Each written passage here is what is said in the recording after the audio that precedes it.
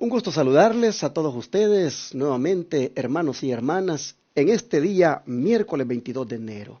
Sean bienvenidos y bienvenidas al estudio de la lección de la Escuela Sabática. Saludos por todas partes donde ustedes nos puedan estar sintonizando en esta hora. El pastor Rubén Maravilla está aquí conmigo ya listo para estudiar. ¿Cómo estás, pastor, en este día? Muy bien, gracias. Muy feliz, muy contentos de poder compartir con cada uno de nuestros hermanos que están conectados acá con nosotros en distintas partes. Saludos a nuestros hermanos allá en Argentina, a los hermanos allá en Sudamérica y de una manera muy especial a mis hermanos queridos allá en Guatemala y por supuesto también allá en El Salvador. Bendiciones, mis hermanos, es un gusto tenerles con cada uno con nosotros y listos para poder estudiar la lección de este día, miércoles, ¿sí? 22 de enero. Gloria a Dios. Y yo aprovecho otra vez para decirle a los televidentes, a los que siguen nuestras transmisiones en Houston, Texas, que nos juntemos este sábado, allí en la Iglesia Advenimiento del Séptimo Día de los Tres Ángeles. Estaré predicando, estaré todo el día sábado compartiendo ahí con los hermanos. Por la mañana estaré presentando el mensaje y ojalá que ustedes se animen a venir a visitar nuestra iglesia en el 1023 Harbor Street, Houston, Texas 77020. Rentamos en el Templo Pentecostés Los Lirios. Será un gusto recibirles. El pastor Rubén Maravilla, él es del Salvador originario, pero reside o residía en Guatemala. Ahí está su familia y por eso es que él hace énfasis en esos dos países, ¿verdad? Su país de nacionalidad y su país de residencia hace unos tiempo atrás. Y pues está aquí conmigo para estudiar hoy otra vez y voy a pedirle que haga la oración. Amén. Vamos a orar y les invitamos a que nos acompañen. Vamos a orar a Jesús en esta hora. Una vez más, querido Padre, gracias, muchas gracias por permitirnos estar nuevamente en este día, a miércoles, con el propósito siempre de poder estudiar tu palabra, la lección de escuela sabática para este día. Danos tu bendición, mi Señor. Bendice a todos nuestros hermanos y amigos que nos escuchan en todas partes, oh Dios, allá en Sudamérica, en Centroamérica y sobre todo aquí en los Estados Unidos. Gracias, oh Padre, en el nombre de Jesús. Amén. Amén. Nosotros seguimos aquí evaluando, estudiando el tema de la gracia, cómo satisfizo esa necesidad del hombre en la cruz del Calvario, pues el título de la semana es La gracia y la cruz del Calvario. Vamos a mirar entonces cómo esta gracia satisface esa necesidad del ser humano ahí en la cruz. Pablo, él se desborda en elogios en cuanto al amor de Dios por los pecadores, porque la verdad es que eso que sucedió en la cruz, hermanos, eso es algo inmenso, profundo, pero ahí está claro, hermanos, el grande amor de Dios por la raza humana. ¿Y cómo elogió el amor de Dios por los pecadores el apóstol Pablo, pastor? Sí. Quiero invitarles a Romanos capítulo 5 y vamos a leer lo que dice el apóstol en el verso número 6, 5, 6 y 8. ¿Cómo se elogió el amor de Dios por los pecadores? Dice acá el texto bíblico de la siguiente manera: porque Cristo, cuando aún éramos débiles, a su tiempo murió por los impíos. Porque apenas morirá alguno por un justo, dice. Con todo pudiera ser que alguno osara morir por el bueno. Y dice el texto, el versículo número 8 dice: mas Dios se encarece, Dios dice, encarece su amor para con nosotros, en que siendo aún pecadores, Cristo murió por nosotros. Qué maravilloso, mis hermanos, poder comprender lo que el apóstol Pablo estaba diciendo. Cuando él dice, porque aún dice, siendo pecadores, aún Jesús sabiendo lo que nosotros éramos, aún sabiendo Jesús que nosotros le íbamos a fallar, aún Jesús conociendo toda nuestra vida, todo nuestro ser, Dios toma esa elección, esa decisión de venir y entregar totalmente su vida para que a través de su gracia y su misericordia nosotros pudiésemos encontrar la vida eterna. Por eso dice la pregunta, ¿cómo se elogió el amor de Dios por los pecadores? Y hermanos, eso no hay, como hemos dicho en las lecciones anteriores, ¿verdad? Que no hay palabras para poder explicar ese misterio, esa acción que Jesús hizo. Ahora yo entiendo lo que le pasó a Judas, ¿verdad? Jesús ya sabía todo de él y aún me gusta cómo termina el texto bíblico al final del capítulo número 3, el versículo número 1, y le amó hasta el fin. Cuán grande, hermano, e incomparable es el amor de Dios, de verdad. Pero sabes, pastor, que me llama la atención el verso 6, porque bueno, aquí está hablando todos estos 3 versículos acerca de la prueba del amor de Dios, ¿verdad? Así es. Cómo Dios prueba su amor de una manera, pues, que nadie lo ha hecho. Pero, ¿cuándo hace eso Dios? El verso 6 dice que lo hizo cuando aún éramos débiles. Yo te quería preguntar, si nos tocara describir a un débil, no en términos espirituales, pero si nos tocara describir a una persona débil, ¿cómo es una persona débil? Si tú ves, es una persona que no tiene fuerzas, es una persona que pues está enferma, una persona impotente. Así es una persona débil. Entonces, pero ahora trayéndolo a lo espiritual, dice Pablo que el Señor viene y da esa prueba de amor cuando nosotros éramos débiles. Ya en términos espirituales, pastor, ¿qué significado tiene eso? ¿Cómo estaba entonces la raza humana? ¿Cómo estaba el mundo cuando Jesús aparece para dar esa prueba de amor? Sí, es bien interesante. Estamos hablando de, imagínense ustedes la condición de la humanidad, casi 4.000 años de pecado, ¿verdad? La naturaleza estaba totalmente, la naturaleza humana totalmente depravada, impotentes, Enfermos. como dice el libro de Isaías, ¿verdad? Desde la cabeza hasta de la coronilla hasta la planta de los pies, no hay en él cosa sana, dice, todo es podrida e hinchazón. Mire, ¿en qué condición estaba la humanidad cuando Jesús viene?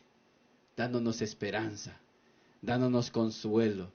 En otras palabras, hermanos queridos, qué grande de veras es el amor de Dios, que en el momento cuando más lo necesitábamos, en el momento cuando ya parecía todo perdido, Jesús aparece y nos da una tremenda esperanza para con cada uno de nosotros. Y mira que aparece, como dices tú, y como dice aquí el apóstol Pablo, a su tiempo. A su tiempo, así es. Cuando las profecías lo indicaban, que Él aparecería, Él a su tiempo aparece para venir a hacer esta grande obra, demostrar ese grande amor de Dios. Así es. Mira, mi hermano, yo quiero decirte a ti que es posible que tú te sientas que no tienes remedio. Tal vez porque has fallado al Señor, tal vez porque has pecado ya muchas veces, tal vez porque has estado viviendo ya bastante rato con una doble vida. Hermano, hermana, si ese es el caso tuyo, y te sientes tan debilitado espiritualmente, te sientes tan impotente que no puedes, oye al Señor ahora decirte que cuando tú eres así, cuando tú estás en esa condición, ya a su tiempo el Señor murió por ti. El Señor murió para que tú puedas ser fuerte espiritualmente, para que tú tengas vida, para que tú seas sanado. Mira, cuando Cristo aparece a su tiempo, el mundo estaba enfermo de pecado. La humanidad estaba enferma del pecado y sigue todavía enferma. Pero no se te olvide que el Señor apareció para llevar nuestras enfermedades. El Señor apareció para sufrir nuestros dolores. Ah, mi hermano, hermana, tú tienes que levantar esa cabeza y tú tienes que decir ahora, yo no tengo por qué seguir hundido en este pecado, yo no tengo por qué seguir esclavizado a este mal hábito. Si mi Señor a su tiempo vino y murió por esta mi enfermedad espiritual, por esta mi debilidad, si Él ya murió y cargó con todo esto, mejor me lanzo a sus pies, lo abrazo y le digo, Señor, perdóname. Amén. Y por su gracia, Él te va a perdonar, porque Él vino ya a su tiempo, cuando tú eras débil, cuando la raza humana era débil, impotente, que no podía por sí misma. Jesús aparece para darle a la raza humana valor, para levantarla en la medida en que ésta recibiera su gracia. Y mira qué interesante, cuando Pablo hace la comparación, dice, aquí en esta tierra, dice, si acaso alguien muriera por alguien, sería por uno que sea bueno, dice, por un bondadoso. Así es. Pero por un malo, no, ese es mejor que le apliquen la pena de muerte. Pero luego viene Cristo, dice Pablo, Sí. y allí en Él Dios muestra su amor para con nosotros, en que siendo nosotros los más malos, los más podridos, Él viene y muere por nosotros. ¿Habrá habido en la vida alguien que haya hecho eso? Pablo dice, ¿acaso lo hay por uno bueno, por un bondadoso, pero no por un drogadicto, prostituta, un criminal? No por una persona así, pero Cristo lo hace por esas personas. Cristo lo hace por ese que no vale nada. No cabe duda entonces que allí en la cruz Dios dio la prueba de su amor para con todos. Y Pablo hace el contraste entre el amor humano que tal vez puede llevar a sacrificarse por otro ser humano bueno y Cristo que se sacrifica por todos los malos para que estos puedan salir de esa condición. Ah, qué grande es el amor de Dios. Como el Qué espíritu de bonito es. profecía lo... Claro, Dios no conoce ni premura ni tardanza. Él sabe el momento preciso en el cual Él pueda obrar.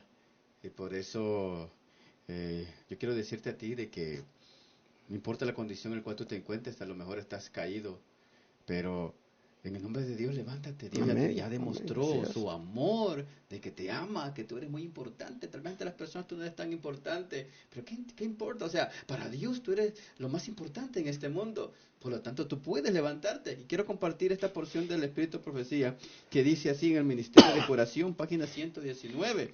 Dice, Dios se complace en concedernos su gracia. Oye, Dios se complace, no hay nada que le dé tanto placer al Señor como el perdonarte, como el salvarte, como el amarte. Dice, Dios se complace en concedernos su gracia, no porque seamos dignos de ella, sino porque somos completamente indignos. Luego dice, lo único que nos da derecho a ella es nuestra gran necesidad. Gran necesidad. Yo siempre he dicho a mis amigos, mira, o sea, nosotros sin Dios no somos nada. Pero Dios sin nosotros, Dios sigue siendo Dios. Pero nosotros sin Él no somos nada. Somos nosotros los que necesitamos de su gracia, de su perdón. Somos nosotros los que necesitamos venir a Él en busca de perdón. Y sigue diciendo, el Señor Dios tiende siempre su mano en señal de invitación a los pecadores y caídos. A todos los quiere recibir. A todos les da la bienvenida. A todos. Su gloria se gloría en perdonar a los mayores pecadores. Arrebatará la presa al poderoso, libertará al cautivo, sacará el tizón del fuego, extenderá la cadena de oro de su gracia hasta las cismas más hondas de la miseria humana y elevará al alma más contaminada por el pecado. Qué interesante, hermano, cómo describe el Espíritu de Profecía eso, lo que Dios hizo por cada uno. Si Dios te ama, no porque seamos dignos, o sea, es porque nosotros somos indignos totalmente, es porque el Señor nos ama a cada uno de nosotros. Por lo tanto, hermano, no importa lo que tú hagas, o sea, si tú haces cosas malas, no creas que Dios te va a amar menos. Si haces cosas grandes, no creas que Dios te va a amar más. Simplemente Dios te ama porque somos nosotros necesitados, porque somos pecadores. Y por eso que su amor es eterno. Por eso el profeta dice, con amor eterno te he amado. Por tanto, te prolongué mi misericordia. Por eso es que a manera de subtítulo la lección dice que la gracia divina satisface la necesidad del hombre Así en la es. cruz, porque dice aquí que nosotros, eh, lo único que nos da derecho a la gracia es nuestra gran necesidad. No somos dignos de ella, pero Dios de todas maneras en su grande amor se complace en dárnosla. Amén. Pero yo quería aprovechar, hermanos, para decir que no endurezcan su corazón. Miren, estamos empezando el año 2020, estamos en el primer mes, apenas pues van 22 días y podemos hacer un giro de 180 grados y no continuar en esa ruta descendente hacia lo malo siempre. Y mejor escuchar estas palabras que dice acá, que el Señor tiende siempre su mano invitando a los pecadores y a los caídos. Si el Señor tiende siempre la mano, ¿por qué no agarramos esa mano? El Señor dice que a todos los quiere recibir, a todos les da la bienvenida. Y miren, dice que arrebatará la presa al poderoso. Si tú te sientes como preso por el enemigo, con lo que te ha puesto, con eso que estás practicando, oh mi hermano, clama al Señor, porque el Señor tiene poder para arrebatarte de la cárcel en la que estás. Dice, libertará al cautivo y sacará el tizón del fuego. El Señor quiere, hermanos, este año darnos libertad a todos. Me da mucha tristeza cuando veo hermanos que tal vez el 1 de enero del año que comienza, siempre hacen sus resoluciones y a la semanita vuelven al descenso. Pero yo quiero decirte ahora, si ese fuera tu caso, que te propusiste ser un mejor hijo de Dios, pero ya has descendido, has vuelto a las mismas prácticas. Oh, mi hermano, escucha entonces ahora estas palabras que te hemos leído. Recuerda, Jesús tiene la mano tendida para ti, para ayudarte, para levantarte y también para, como un tizón, sacarte del fuego e igualmente libertarte de la cárcel.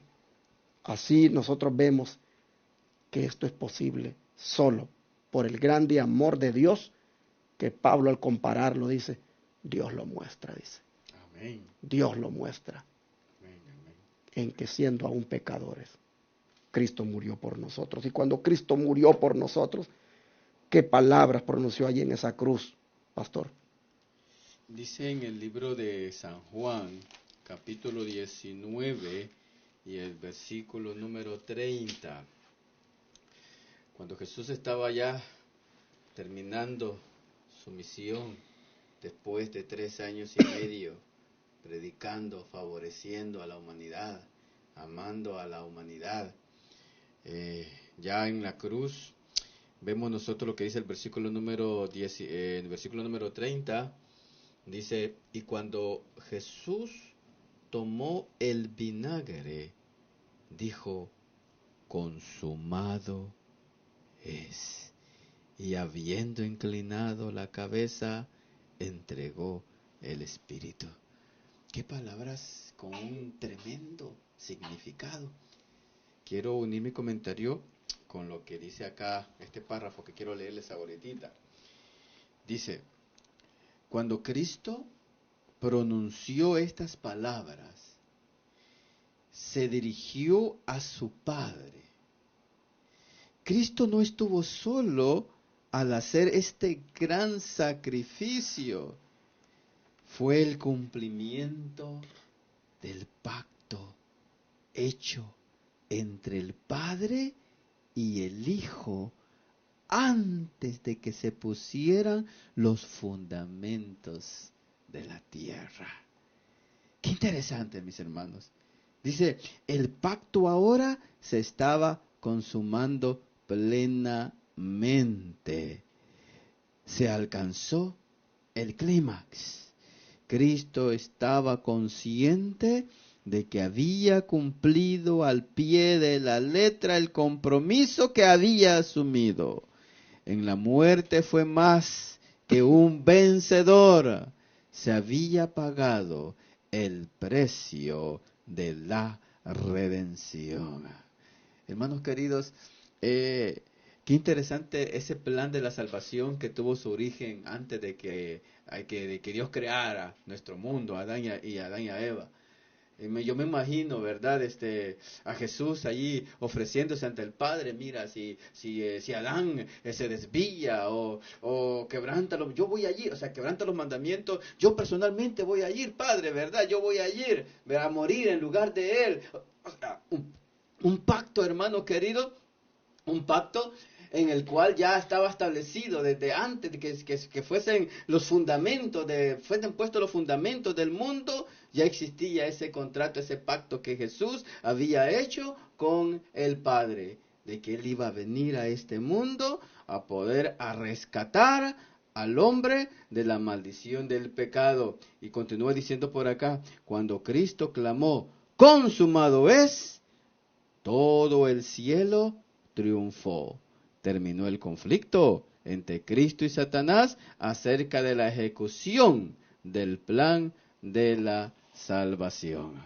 Qué bonitas palabras. Consumado es. La misión está cumplida. Dios ya dio todo para que tú pudieses ser salvos.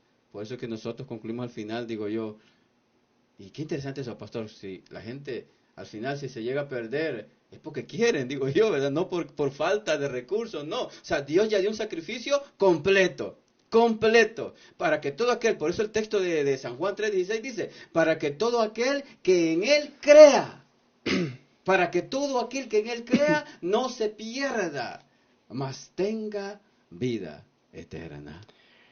Estas declaraciones que ha leído el pastor, que están en el Comentario Bíblico Adventista, tomo 5, página 1123, prácticamente explican la declaración de Jesús, consumado es. Nosotros por eso es que usamos el espíritu de profecía junto con la Biblia, porque el espíritu de profecía explica la Biblia. Y nosotros vemos que en esa declaración consumado es, allí prácticamente dice, el Señor le dio cumplimiento al pacto que había hecho con su Padre antes de que se colocaran los fundamentos de la tierra. Por eso dijo, consumado es. Aquí nosotros cumplimos el pacto. Luego vemos nosotros que allí también en esa expresión consumado es, allí el Señor dice que con su muerte fue más que vencedor. Y allí Él prácticamente cuando dijo consumado es, pagó el precio de la redención. Amén. Y ante una situación como esa, el cielo dice, triunfa, todo el cielo triunfó, porque ahí terminaba el conflicto entre Cristo y Satanás en cuanto a la ejecución del plan de la salvación. El diablo supo que a partir de ahí le quedaba ya poco tiempo y que él era un enemigo derrotado. Pero mis hermanos, con esas palabras de Jesús, consumado es, pues también te dice a ti, mira, tú tienes esperanza. Tú tienes ahora la grande oportunidad de tu vida, de poder cambiar tu futuro, de poder tener esa perspectiva del futuro distinta como la tiene la gente que no tiene a Cristo. Porque la expresión consumado es, el Señor hizo posible que tú seas salvo, que tú seas libre, que tú seas perdonado. Solo tienes que aceptar este regalo de pura gracia, Solo tienes que recibir esta bendición. Y al que lo recibe, oh hermanos, Él dice que le da potestad de ser hijo de Dios. Por lo tanto, así nosotros vemos que en la cruz quedó satisfecha la necesidad del hombre. ¿La necesidad de qué? La necesidad de aceptación, de perdón, la necesidad de liberación, la necesidad de tener esperanza de nuevo, la necesidad de ser revitalizado físicamente y espiritualmente. Todo eso se consiguió en la cruz. Allí se satisfizo la necesidad del ser humano. De manera que vamos hoy otra vez a agradecérselo a Dios en oración, porque somos receptáculos, somos beneficiarios de tan grande bendición. Vamos a orar. Vamos a orar, hermanos. Padre nuestro, cuánto te agradecemos otra vez, porque allí satisfaciste la necesidad nuestra, allí en esa cruz. Allí pagabas el precio para que nosotros fuéramos libres. Allí, Señor, hacías posible la sanidad de la enfermedad nuestra, del pecado. Allí, Señor, hacías posible la salvación de cada uno de nosotros. De manera, Padre, que mirando ahora de lo que ahora nosotros pues podemos ser por tu gracia, nuevamente te decimos, Señor, te agradecemos por tanto amor. No somos dignos, Señor. Como dice aquí la lección de hoy, nosotros simplemente lo único que tenemos es la necesidad de esto. Y tú, en tu generosidad, en tu amor, has suplido esa necesidad. De manera que ahora te rogamos que apreciando esto, vivamos en un santo temor de Dios. Apreciando esto, Señor, renunciemos al pecado. Vivamos justa y temerosamente delante de ti. Padre Celestial, te rogamos que apreciemos tu grande sacrificio, tu grande amor, y que sabiéndolo, no sigamos más en el pecado. Amén. Que vengamos a ti ahora, Señor. Ayúdanos. Qué hermoso saber que nos puedes sacar de la cárcel del pecado, nos puedes liberar de la mano del poderoso enemigo que nos ha tenido atrapados. Todo esto, Señor, anima y fortalece. Muchas gracias. Te lo agradecemos en el nombre de Jesús. Amén.